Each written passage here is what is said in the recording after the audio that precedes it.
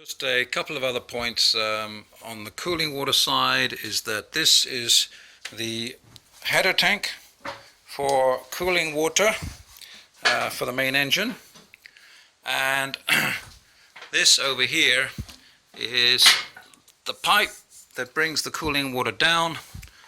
This valve should always be open up here, that one there, that keeps the tank primed. And this valve also over here should be open so that water is flowing into both the main engine.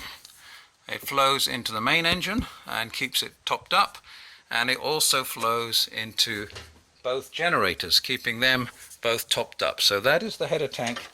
The header tank, by the way, is upstairs in the starboard aft, what we call the girls' cabin. So directly above here in the cupboard, in the cabin, is the header tank, which needs to be checked periodically also. So the main engine, the two generators are all cooled via the hull cooler, which is kept full via that header tank with fresh water. So you will often find that when you're running the generators that this tank will also get hot even though you haven't run the main engine.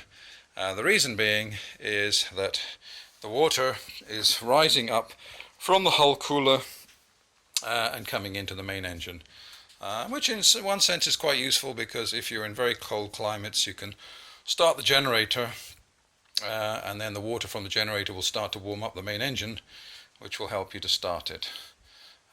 So that is the cooling system for the main engine. It is a hull-cooled main engine. There is no salt water cooling on the main engine apart from the gearbox, which we've already talked about.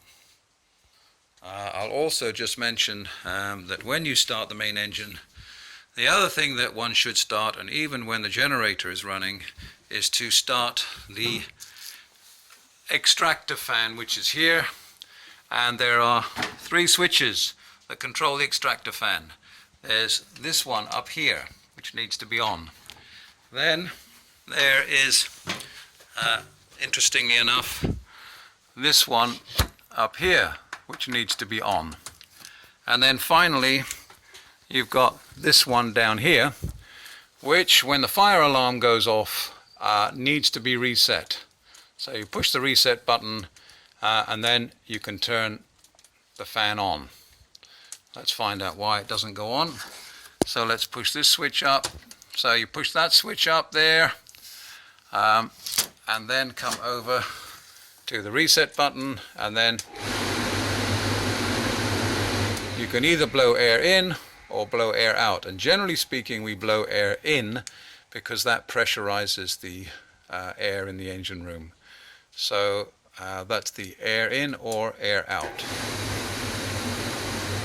So it's a bit confusing. There are three switches.